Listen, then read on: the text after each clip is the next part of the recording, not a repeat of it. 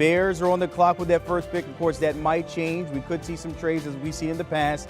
Followed by the Texans, Cardinals, Colts, and Seahawks in that top 5. But check out the 10th pick here. The Eagles can land a key pick there and maybe run it back in 2023.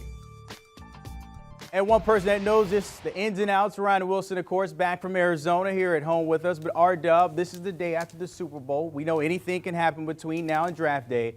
But give me at this moment that number 1 pick for you. Back from the Super Bowl, back on AM with my guy, Brandon Baylor. Finally, it's been months. Good to see you, my man. So here we go.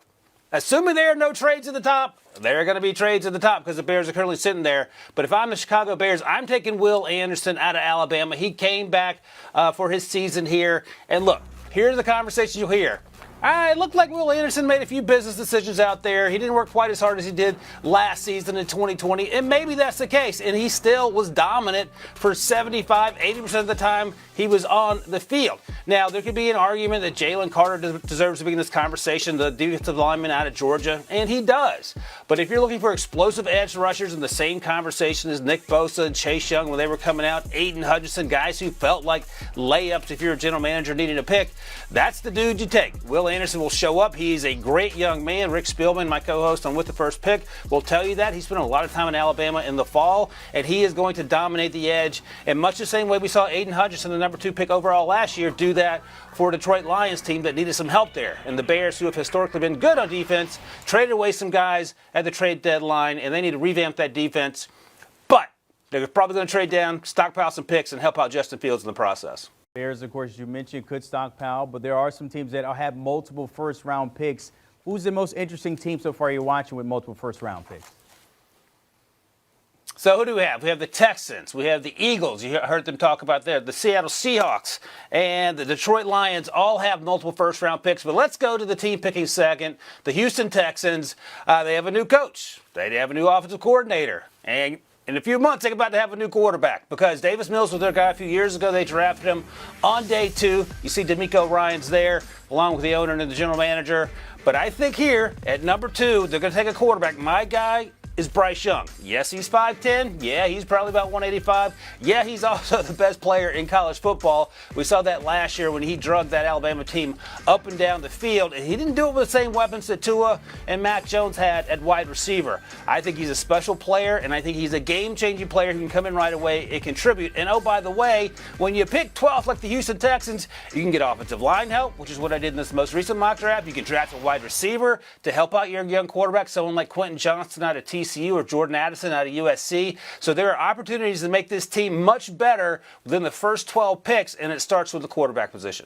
Texas, of course, one of many teams looking for a new quarterback. When you talk about those top 10 teams in search of a franchise QB, the Raiders may be one of those because there's reports that they will release Derek Carr, who's been there his whole career. But how can that impact the QBs and also teams in need there?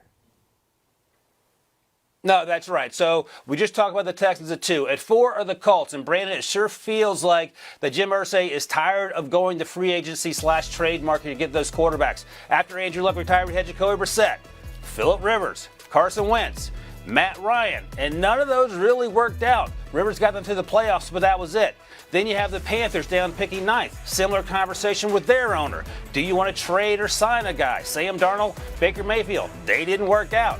Which brings us to the Raiders at 7. Well, they are obviously not going to keep Derek Carr, but they're going to be in the business of getting a quarterback in the draft. You see here at number 7, I have them taking Will Levis, probably one of the most controversial players in this class because of how poorly he played last season for Kentucky. Yes, he was injured.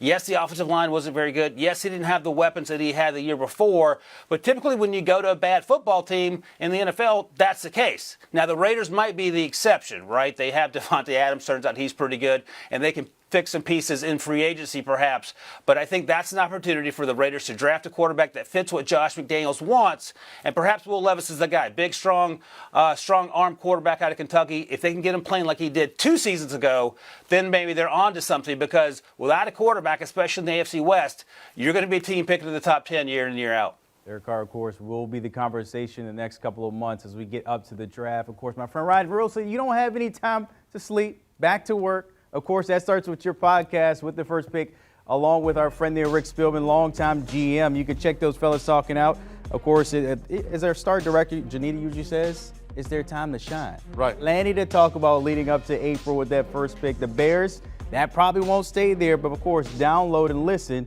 all the way through to April. Do you want a sports network that delivers everything that matters about the game? The highlights, the picks, the instant analysis, no yelling, no fake debates, no politics.